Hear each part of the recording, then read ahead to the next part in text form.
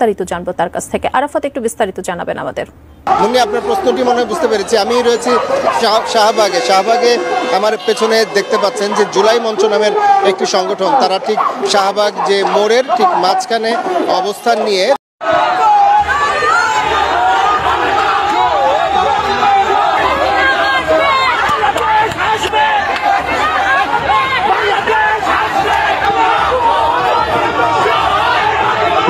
দ্রুত পাল্টে যাচ্ছে। আর এই পাল্টানোর মূলে আছে আওয়ামী লীগকে পুনর্বাসিত করা, আওয়ামী লীগকে পুনর্গঠন করা।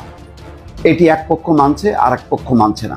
গতকালকে থেকে যে পরিবর্তিত আবহাওয়া, সেই আবহাওয়াটাতে আওয়ামী লীগের অনেক নেতাকর্মীরা ফেসবুকে স্ট্যাটাস দিচ্ছিলেন যে প্রস্তুতি হও, মানে প্রস্তুতি নাও, যে কোনো মুহূর্তে মাঠে নামতে হবে।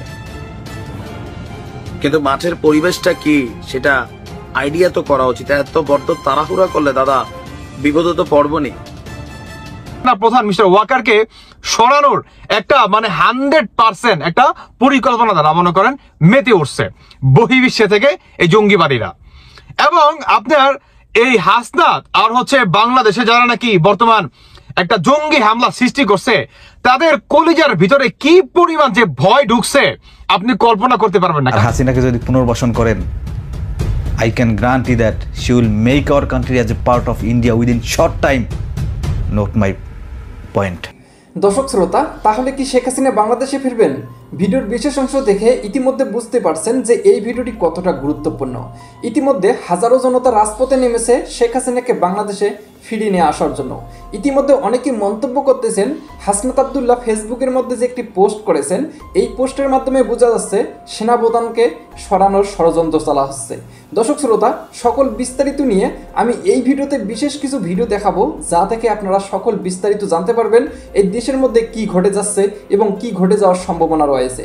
তাহলে চলুন ভিডিওটাতে একটি লাইক দিয়ে ধারাবাহিকভাবে শেষ পর্যন্ত দেখে আসি।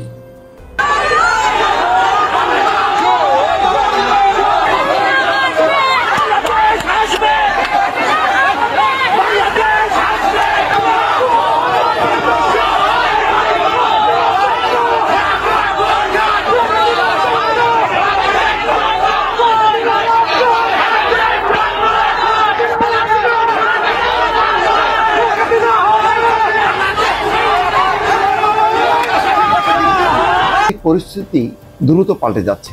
আর এই পাল্টানোর মূলে আছে আওয়ামী লীগকে পুনর্বাসিত করা, আওয়ামী লীগকে পুনর্গঠন করা। এটি এক পক্ষ মানছে, আর এক পক্ষ মানছে না। বিএনপির অবস্থানটা কি? বাংলাদেশের প্রধান রাজনৈতিক দল, সম্ভবত বিএনপিও চায় যে আওয়ামী লীগ পুনর্গঠিত হোক, আওয়ামী লীগ নতুনভাবে রাজনীতিটা শুরু করুক। কেন? এটির একটি আন্তর্জাতিক এবং দেশীয় প্রেক্ষাপট আছে। আগামী যে নির্বাচন, সেই নির্বাচনটা অত্যন্ত গুরুত্বপূর্ণ। সেই নির্বাচন যাতে বিতর্কিত না হয়, অর্থাৎ গুরুত্বপূর্ণ একটি রাজনৈতিক দলকে বাদ দিয়ে একটি নির্বাচন, সেই নির্বাচন হবার পর তার কালিমা নিয়ে, তার কলঙ্ক নিয়ে নতুন কেউ আসতে চায় না। বিশেষ করে এটা বলার অপেক্ষা রাখে না যে বিএনপি বিপুলভাবে নির্বাচিত হতে চলেছে। কিন্তু প্রশ্ন উঠবে যে একতরফা নির্বাচন, আওয়ামী লীগকে বাদ দিয়ে নির্বাচন, সেটা দেশীয় এবং আন্তর্জাতিক মহলে উচ্চারিত হবে। এই প্রশ্নটা এতভাবে এখন ঘুরপাক খাচ্ছে, যার কারণে একটি আলোচনা হয়তো ভেতরে ভেতরে চলছে, গুমট বাঁধছে সেই আলোচনাটা, এবং তার প্রতিক্রিয়াও চলছে। দুই ভাগে বিভক্ত এখন রাজনীতির অঙ্গন। একটি অংশ মনে করে যে আওয়ামী লীগকে নির্বাচনের বাইরে রাখতে হবে, আওয়ামী লীগকে নিষিদ্ধ করতে হবে, আওয়ামী লীগের বিচার করতে হবে। আরেকটা পক্ষ মনে করে যে না, যদি যারা গণহত্যায় অভিযুক্ত তাদের বাদ দিয়ে আওয়ামী লীগের যাদের বিরুদ্ধে কোনো অভিযোগ নেই, গণহত্যার অভিযোগ নেই, তারা যদি আওয়ামী লীগকে নিয়ে রাজনীতি করতে চায়, নির্বাচনে আসতে চায়, তাহলে কেন বাধা দেওয়া হবে? যদি বাধা দেওয়া হয় তাহলে এই নির্বাচন আন্তর্জাতিক গ্রহণযোগ্যতা পাবে না। রুহুল কবির রিজভী সে কারণে বলছেন, সৎ ব্যক্তি নেতৃত্বে এলে আওয়ামী লীগ কেন রাজনীতি করতে পারবে না? এই প্রশ্নটা রুহুল কবির রিজভী খুব কৌশলে সামনে এনেছেন। এর পেছনে বোঝা যায় যে এমনি এমনি এই কথাটা আসে নাই। এর পেছনে যে সাম্প্রতিক সময় যে ভেতরে ভেতরে আওয়ামী লীগের ভবিষ্যৎ নিয়ে বা আওয়ামী লীগকে রাজনীতিতে আনা, নির্বাচনে অংশ নেওয়া, এগুলো নিয়ে যে তোলপাড় চলছে তার প্রেক্ষিতেই যে নানা রকম মেরুকরণ, সেই মেরুকরণের অংশ হচ্ছে এই রাজনৈতিক প্রতিক্রিয়া। রুহুল কবির রিজভী যেই কথাটি বলেছেন, হত্যা লুটপাটে জড়িত নয় এমন কারো নেতৃত্বে আওয়ামী লীগের রাজনীতিতে বাধা নেই। অর্থাৎ হত্যা লুটপাটে জড়িত নয় এমন কোনো ব্যক্তি যদি আওয়ামী লীগের নেতৃত্ব দিতে চায় তাহলে সেখানে সেই রাজনীতিতে বাধা নেই মন্তব্য করেছেন বিএনপির সিনিয়র যুগ্ম মহাসচিব রুহুল কবির রিজভী। তিনি বলছেন, আওয়ামী লীগের রাজনীতি নিয়ে কথা হচ্ছে কিন্তু বিচার নিয়ে কথা হচ্ছে না। দ্রুত বিচার নিশ্চিত করতে হবে। বিচারের পর আওয়ামী লীগকে জনগণের কাছে ক্ষমা চাইতে হবে, আর জনগণ ক্ষমা করলে আমাদের কোনো আপত্তি নেই। রাজধানীর উত্তরার দক্ষিণখানে এক অনুষ্ঠানে তিনি এই মন্তব্য করেন। জুলাই আন্দোলনে যারা গণহত্যায় জড়িত তাদের বিচার নিশ্চিত করার দাবি জানিয়ে বিএনপির নেতা বলেন, আওয়ামী লীগের যারা অপরাধী তাদের বিচার নিশ্চিত হওয়ার পর যারা হত্যা লুটপাটে জড়িত নয় তাদের যদি জনগণ রাজনীতি করার সুযোগ দেয় আমাদের বলার কিছু নেই।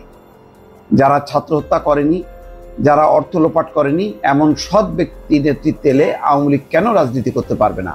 প্রশ্ন রিজভীর। যারা অপরাধের সঙ্গে জড়িত তাদের বিচার হতেই হবে, আর কোনো ফ্যাসিবাদের উত্থান যেন না হয় সেজন্য সবাইকে সতর্ক থাকার আহ্বান জানান। ডক্টর মোহাম্মদ ইউনূসও কিন্তু সেই কথাই বলেছেন যে গণহত্যায় জড়িত তাদের বিচার হবে, আর আওয়ামী লীগকে নিষিদ্ধ করার কোনো পরিকল্পনা নেই। তার মানে যাদের বিরুদ্ধে কোনো অভিযোগ নেই এমন ব্যক্তিরা আছেন আওয়ামী লীগে বা আওয়ামী লীগের আশেপাশে, তারা আওয়ামী লীগকে পরিচালনা করুক, আওয়ামী লীগ সংগঠিত হোক, নির্বাচন করুক, সমস্যা নেই। এই কথাটাই আজকে রুহুল কবির রিজভী কিন্তু তার মতন করে বলেছেন। দর্শক ভালো থাকবেন, আল্লাহ হাফেজ। আওয়ামী লীগকে পুনর্বাসন পরিকল্পনা বিরুদ্ধে সোচ্চার জুলাই অভ্যুত্থানের সংগঠকরা এবং সেই আওয়ামী লীগকে নিষিদ্ধের দাবিতে শাহবাগ মোড়ে অবরোধ করেছে বিক্ষোভকারীরা। সেখানে আছেন সহকর্মী আরাফাত সিদ্দিকী, একটু বিস্তারিত জানবো তার কাছ থেকে। আরাফাত, একটু বিস্তারিত জানাবেন আমাদের। মুন্নি, আপনার প্রশ্নটি মনে হয় বুঝতে পেরেছি। আমি রয়েছি শাহবাগে। আমার পেছনে দেখতে পাচ্ছেন যে জুলাই মঞ্চ নামের একটি সংগঠন, তারা ঠিক শাহবাগ যে মোড়ের ঠিক মাঝখানে অবস্থান নিয়ে তারা আওয়ামী লীগ নিষিদ্ধের দাবিতে এবং সে সঙ্গে সাবেক প্রধানমন্ত্রী, ক্ষমতাচ্যুত প্রধানমন্ত্রী শেখ হাসিনার বিচারের দাবিতে তারা বিক্ষোভ করছেন এবং তারা স্লোগান দিচ্ছেন শাহবাগ ব্লকের। যদিও এখনও শাহবাগের চারপাশের রাস্তার যারা আইন শৃঙ্খলা রক্ষাকারী বাহিনীর সদস্যরা রয়েছেন তারা সচল রেখেছেন। আমার সঙ্গে রয়েছেন শাকুর হোসেন, তিনি এই জুলাই মঞ্চের অন্যতম সংগঠক। তার কাছে জানতে আপনাদের যে বিক্ষোভ, এটির আসলে মূল দাবিগুলো কি? আচ্ছা, আমাদের দাবিটি হচ্ছে, আমরা জুলাই মঞ্চ বিগত 32 দিন ধরে শাহবাগে অবস্থান কর্মসূচি পালন করছি। আমরা বলেছি আমাদের দাবিগুলো ছিল গণহত্যার বিচার করা, আওয়ামী লীগ এবং তার অঙ্গ সংগঠন সমূহ নিষিদ্ধ করা, একই সাথে আমাদের বাংলাদেশের 24 গণঅভ্যুত্থানে যে সকল পুলিশ, র্যাব, বিজিবি সহ যারা সরাসরি ছাত্র জনতার বুকে গুলি চালিয়েছে তাদেরকে গ্রেফতার করে বিচারের মুখোমুখি করা। তো আমরা 32 দিন ধরে অপেক্ষা করছি যে কবে এটার একটা সুরাহা হয়, বাট অন্তর্বর্তীকালীন সরকারের পক্ষ থেকে এখনও আমাদের সাথে কোনো ধরনের আশ্বাস দেওয়া হয়নি বা সেই ধরনের কোনো কার্যক্রম আমরা লক্ষ্য করছি না। আসসালামু আলাইকুম ওয়া রাহমাতুল্লাহি ওয়া বারাকাতুহু। দর্শক বন্ধুরা, এই ভিডিওটি অত্যন্ত স্পেশাল, আমি সকলের দৃষ্টি আকর্ষণ করতেছি। তার আগে আমি আপনাদের কিছু স্ট্যাটাস দেখাই। ইতিপূর্বে বা ইতিমধ্যে আপনারা অনেকেই দেখে গেছেন এই সমস্ত স্ট্যাটাস গুলো, বিশেষ করে হাসনাত আব্দুল্লাহ, যে আমি যদি মারা যাই কি কারণে মারা গেছি, এই ধরনের কিছু একটা। আর পিনাকি, ইলিয়াস, যারা নাকি বিশেষ করে আপনার জঙ্গিবাদী আছে তারা। আমাদের বাংলাদেশের সেনাবাহিনীর প্রধান মিস্টার ওয়াকার তিনি একটা আহ্বান দিলেন যে বাংলাদেশে দ্বিতীয় আরেকটি গৃহযুদ্ধ হতে যাচ্ছে। কাদের বিপক্ষে? যারা নাকি বাংলাদেশকে প্রতিনিয়ত রসাতলে নিচ্ছে, যারা নাকি বাংলাদেশকে প্রতিনিয়ত ধ্বংসের দিকে ঠেলে নিয়ে যাচ্ছে। বর্তমান আমাদের এই বাংলাদেশের সেনা প্রধান মিস্টার ওয়াকারকে সরানোর একটা 100% একটা পরিকল্পনা দ্বারা মনে করেন মেতে উঠছে বহির্বিশ্বে থেকে এই জঙ্গিবাদীরা। এবং আপনার এই হাসনাত আর বাংলাদেশে যারা নাকি বর্তমান একটা জঙ্গি হামলা সৃষ্টি করছে, তাদের কলিজার ভিতরে কি পরিমাণ যে ভয় ঢুকছে আপনি কল্পনা করতে পারবেন না। কারণ কেন? কারণ শেখ হাসিনা বা আওয়ামী লীগ পুনরায় ফিরা আসলো বইলা, এটার জন্যই তাদের কলিজার ভিতরে কি পরিমাণ ডর, ভয় এই হাসনাত সার্জিসের ভিতরে ঢুকছে ভাই। এই সমস্ত মধ্যরাতে আপনার স্ট্যাটাস দেখলে বোঝা যায় কি পরিমাণ ভয়ে আছে। কারণ তারা জানে যে আওয়ামী লীগকে যদি পুনরায় আপনার নির্বাচনে অংশগ্রহণ করায় বা যদি করতে পারে কোনো মতো, তাহলে আওয়ামী লীগের এখন পর্যন্ত আপনার 60 থেকে প্রায় 40% আপনার ভোটের কিন্তু বা ম্যান্ডেটের কিন্তু অধিকারী আওয়ামী লীগ। তো নির্বাচন হলে সেখানে আওয়ামী লীগ বিজয় হবে আপনার 100% ভাবে, তাই না? তো এটার জন্যই তারা প্রচুর পরিমাণে ভয়ে আছে। এটার জন্যই আপনার সেনা প্রধান মিস্টার ওয়াকারকে আপনার সরিয়ে নতুন একটা ওয়াকারকে আনার একটা পরিকল্পনা চলতেছে। অন্যদিকে আমাদের বাংলাদেশের সেনানিবাসে লেগে গেছে তুল মনে করেন সংঘর্ষ। কি সংঘর্ষ? যারা নাকি স্বাধীনতা বিরোধী এবং যারা নাকি মনে করেন তথাকথিত আপনার এই 24-এর স্বাধীনতাকে তারা কলিজার ভিতরে লালন পালন করে, এবং যারা নাকি 71-এর সংবিধান কিংবা 71-এর স্বাধীনতা মনে করেন লালন পালন করে। মানে দুই পক্ষের ভিতরে বর্তমান আমাদের বাংলাদেশের সেনানিবাসে বিরাট একটা তুলপাল মনে করেন সৃষ্টি হয়ে গেছে। তবে এখানে আরেকটা প্লাস পয়েন্ট, সেটি হচ্ছে আমাদের বাংলাদেশের সেনানিবাসে বা সেনাবাহিনীতে সেখানে যে আপনার বড় বড় যে অফিসার গুলা সেখানে সবাই আপনার 71-এর স্বাধীনতা মনে করেন লালন পালন করে, বা জুনিয়র যে সমস্ত আপনার অফিসার গুলো আছে তারা হচ্ছে মানে আপনার তথাকথিত মানে তারা আর কি বিশ্বাস করে 24-এর স্বাধীনতা, তারা আর কি কলেজার ভিতরে লালন পালন করে। এখন আমাদের বাংলাদেশের এই জঙ্গিবাদীরা মানে সার্জিস হাসনাত তারা বর্তমান শাহবাগে আপনার একটা মানে গণ মিছিল, সেখানে আওয়ামী লীগকে নিষিদ্ধ, সেখানে আপনার জুলাই মাসে যে গণহত্যা হয়েছে মানে পুলিশ যাদেরকে নাকি ফায়ার করে মারছে তাদেরকে যে পর্যন্ত ফাঁসির কাঠগড়ায় যে পর্যন্ত দাঁড় না করা হবে সেই পর্যন্ত আওয়ামী লীগকে সংগঠিত কিংবা যে পর্যন্ত শেখ হাসিনাকে ফাঁসির কাঠগড়ায় না দাঁড় করা হবে সেই পর্যন্ত বাংলাদেশে আওয়ামী লীগ নিষিদ্ধ থাকবে। এবং এই বৈষম্য বিরোধী যে আন্দোলনকারী যে দলটা তারা দেশটাকে পরিচালনা করবে। আপনি বুঝতে পারেন বর্তমান এরা কত বড় জঙ্গিবাদী। অন্যদিকে আপনার জাতিসংঘ থেকে আমাদের বাংলাদেশের ডক্টর ইউনূস এবং সেনা প্রধানকে বিশেষ একটা সুপার পাওয়ার দেয়, বিশেষ করে আমাদের বাংলাদেশের সেনা প্রধানকে।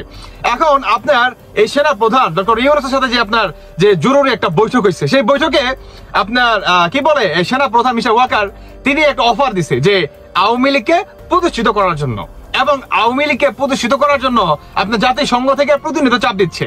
যদি আপনারা কিংবা এই যে অন্তর্বর্তীকালে সরকার আপনারা যদি এই বাংলাদেশের যে ভাবমূর্তি এটা অন্যদিকে কিন্তু যাবে। অন্যদিকে আপনি যদি আরো একটি দেখেন আমাদের বাংলাদেশে যারা নাকি প্রতিনিয়ত অস্থিতিশীল করার চেষ্টা চালাচ্ছে তারা দেখবেন প্রতিনিয়ত ওয়াকারের বিরুদ্ধে তারা প্রতিনিয়ত মনে করেন কথা বলতেছে যে ওয়াকারকে সরাতে হবে, ওয়াকারকে সরিয়ে নতুন একটা ওয়াকার আপনার করতে হবে, নিয়োগ করতে হবে। অন্যদিকে এই ওয়াকারেও কি আপনার বিচার হতে হবে। আচ্ছা, আমাদের এই বাংলাদেশের সেনা প্রধান মিস্টার ওয়াকার তিনি বর্তমান কি একা? আমার এই প্রশ্ন। বর্তমান এই ওয়াকারের বিরুদ্ধে যে কি পরিমাণ ষড়যন্ত্র চালাচ্ছে যারা নাকি জঙ্গিবাদী, কারণ তারা প্রচুর পরিমাণের ভয় আছে যে এই বুঝি আপনার আওয়ামী লীগ আসলো বইলা, বা এই বুঝি শেখ হাসিনা চুট করে বাংলাদেশে ঢুকে পড়লো। আপনারা অনেকে জানেন যে এই রমজান মাসের ভিতরে কিংবা ঈদের আগেই শেখ হাসিনার কিংবা আওয়ামী লীগ পুনরায় আপনার সংগঠিত হওয়ার বা করার একটা কিন্তু কার্যক্রম কিন্তু চালাচ্ছিল বাংলাদেশে থেকে, কিন্তু অনেকেই চালাচ্ছিল কিংবা আপনার জাতিসংঘ থেকে কিংবা আপনার এই যে ইন্ডিয়া থেকে এটা কিন্তু হচ্ছিল। এটার জন্যই বর্তমান যারা নাকি বাংলাদেশে একটা জঙ্গি হামলা করছে তারা প্রচুর পরিমাণে ভয় আছে। পিনাকি কন, ইলিয়াস কন, আপনার এই সমন্বয়ক সার্জিস হাসনাত বা যে বাজারা আছে এদের পিছনে মূল মাস্টার মাইন্ড বা মূল মাথা কাটা যে বাজারা আছে এরা দেখবেন বর্তমান মানে নিজেরা বাঁচার জন্য ব্যাকুল হয়ে গেছে এবং প্রতিনিয়ত আপনার মিডিয়ার সামনে এসা সামনে এসা কথা বলতেছে যে আওয়ামী লীগকে নিষিদ্ধ মানে নিষিদ্ধ। আর সবচেয়ে মজার কথা হচ্ছে ভাই এখন পর্যন্ত মানে আমি যখন নাকি ভিডিও করতেছি আপনার এই হাসনাত সার্জিস গভীর রাতে স্ট্যাটাস দেয় এবং শাহবাগে জুম্মার নামাজের পরেই সকলকে আসার আহ্বান করে। এখন আপনার বাংলাদেশে অলমোস্ট 6টা, এখন পর্যন্ত বাংলাদেশে কোনো মানুষ আসে নাই এখন পর্যন্ত। তবে দেখার বিষয় যে বাংলাদেশের মানুষ পুনরায় এই জঙ্গিবাদীদের কথায় কান দিবে কিনা। তবে একটা কথা আপনাদের বলে রাখি, এখন যদি আমাদের বাংলাদেশ সাধারণ জনগণ তারা যদি জঙ্গিবাদীদের কথায় কান দেয় তাহলে বাংলাদেশে ভাই শেষ। কেমন? বাংলাদেশে শেষ। আর অন্যদিকে বিএনপির কথা বলি, বিএনপি যদি এদের কথায় এখন পর্যন্ত সাড়া দেয় তাহলে আগামী দিনে বিএনপি আগামী 10 বছর না, আপনার গত 17 বছর তো শেখ হাসিনার জন্য ক্ষমতায় আসতে পারে নাই, আগামী আরো 10 বছর এই বিএনপি ক্ষমতায় আসতে পারবে না। যদি বিএনপি ক্ষমতায় আসতে চায় তাহলে এদেরকে বর্তমান কাউন্টার করতে হবে। কাদেরকে? এই পিনাকি, এই জঙ্গিবাদীদের কাউন্টার করতে হবে, এদের এগেনস্টে দাঁড়াতে হবে। আর যেই পর্যন্ত এদের এগেনস্টে না দাঁড়াবে সেই পর্যন্ত এই বিএনপির ক্ষমতায় আসাও দুঃস্বপ্ন হয়ে যাবে, এটা আমি বলে দিতে চাই।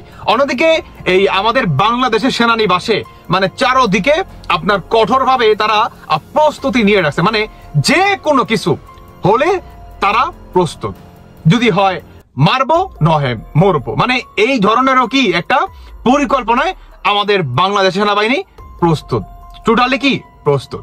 তবে দেখা যাক এখন কি হয় আমাদের বাংলাদেশে। দর্শক বন্ধুরা, যাই হোক, বাকিটা আপনাদের ব্যক্তিগত মতামত অবশ্যই জানিয়ে যাবেন। তবে হ্যাঁ, আমার শেষ আরেকটি বার্তা, সেটি হচ্ছে এই মুহূর্তে আমাদের বাংলাদেশের সেনা প্রধান মিশা ওয়াকারের পাশে আমাদের দাঁড়াতে হবে, যারা নাকি আমরা স্বাধীনতায় বিশ্বাস করি। ভালো থাকবেন সবাই, আল্লাহ হাফেজ, আসসালামু আলাইকুম। আর হাসিনাকে যদি পুনর্বাসন করেন, I can guarantee that she will make our country as a part of India within short time. Note my point.